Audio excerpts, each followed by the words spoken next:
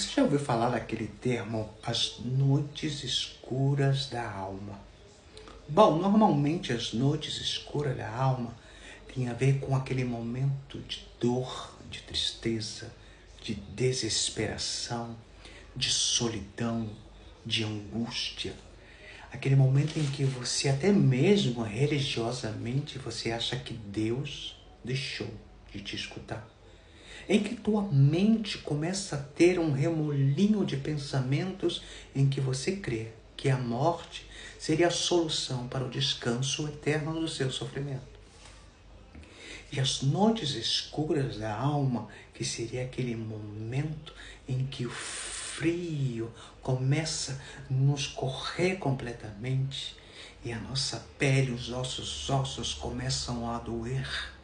E é um sentimento tão grande e terrível que a gente não sabe o que fazer.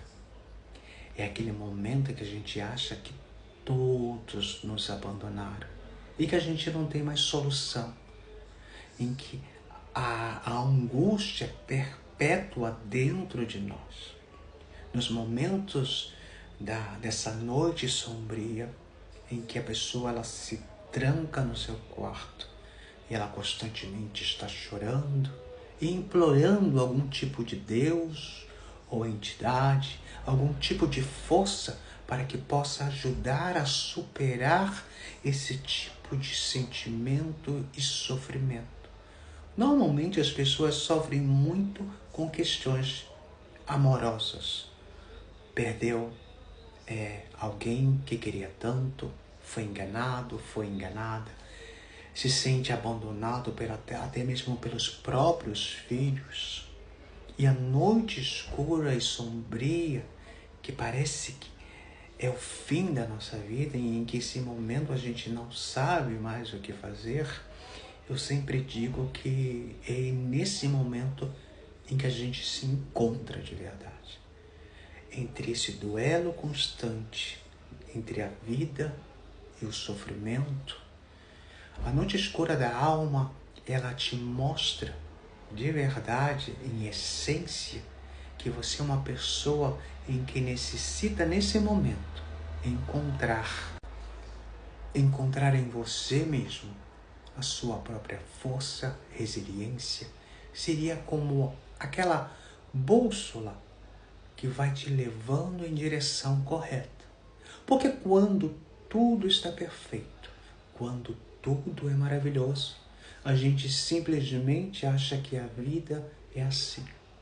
E nesse momento de alegria, de euforia, em que tudo se realiza, a gente já crê que felicidade de verdade se resume em que, nesse autopreenchimento, em que eu consigo tudo.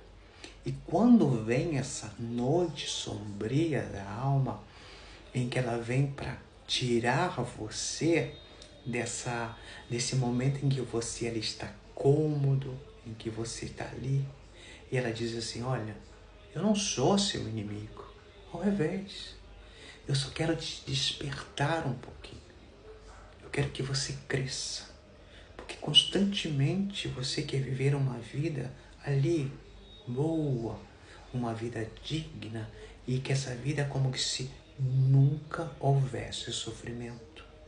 E ao que haja sofrimento, o sofrimento não é o seu inimigo. O sofrimento também pode se tornar aprendizagem, dependendo de como eu tomo o meu sofrimento. Porque eu posso ser inimigo do meu sofrimento, ou eu posso aprender daquilo que me está fazendo sofrer nesse momento. Então, se hoje você está nesse momento em que sua alma se encontra angustiada, em que você vê como se fosse o céu gris, em que até mesmo os ouvidos de Deus estivessem tapados, como que se ninguém te escutasse ou ninguém te compreendesse, é nesse momento que a vida está dizendo para você, a vida está dizendo: olha, eu só venho te alertar, vês? Que em todo momento de sofrimento, de angústia, solidão, nesses momentos em que você achava que não havia solução, que você não ia conseguir, que muitas vezes você queria desistir, que eu, sendo todo esse tipo de problema que você cria, na verdade, eu só estava te ensinando a aprender a como ser resiliente e resistente nesses momentos em que faz parte da própria vida. Talvez você está acostumado em que o mar sempre esteja tranquilo e calmo, mas às vezes eu tenho que vir com ventos fortes, com grandes ondas, para te despertar e te ensinar. Então a noite escura da alma, que muitas vezes aparece ser esse sentimento constante de angústia, de dor, em que muitas vezes essa solidão, que você crê que essa solidão é a sua inimiga, é o que te mata muitas vezes, porque constantemente as pessoas se queixam de se sentir sozinho, mas não entendem que há solidão pior, de que está com outras pessoas, e aí constantemente esse sentimento de vazio fique. Eu costumo dizer que o vazio interno não tem nada a ver com espiritualidade, não tem nada a ver com religião, tem a ver com nós mesmos.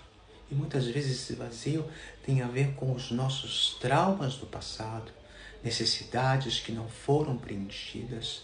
E por mais que você vá para uma religião que constantemente, ao princípio que a gente chama de primeiro amor, que as pessoas estão naquela euforia, naquela coisa linda e maravilhosa, e com o tempo depois, aquele amor vai esfriando. Então eu costumo dizer que esse vazio que a gente sente por dentro não tem nada a ver com espiritualidade, religiosidade, tem a ver com nós mesmos, em que eu necessito aprender que o outro pode me acompanhar, mas eu não posso dar ao outro a obrigação de me fazer feliz.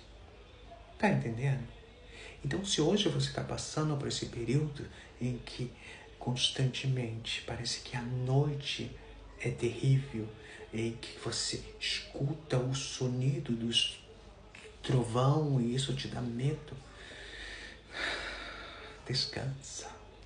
E sabe o que é descansar, que eu aprendi de verdade? É que aquela parte da Bíblia que estava Jesus e os discípulos desesperados, porque o barco podia naquele momento girar, virar e eles morrerem afogados. E simplesmente Jesus estava ali tranquilo. Quantas vezes na nossa vida a gente está nesse momento de agitação em que os problemas são como esse mar que leva de um lado e outro. Então nossa ansiedade, a nossa necessidade de ter tudo já, e essa necessidade extrema de ser sempre feliz, nos provoca isso, essa frustração tão grande. Porque se eu quero sempre ter uma vida realizada, só na boa, tranquilo, eu perco a oportunidade de aprender dos grandes desafios que a vida me dá para me ensinar a crescer.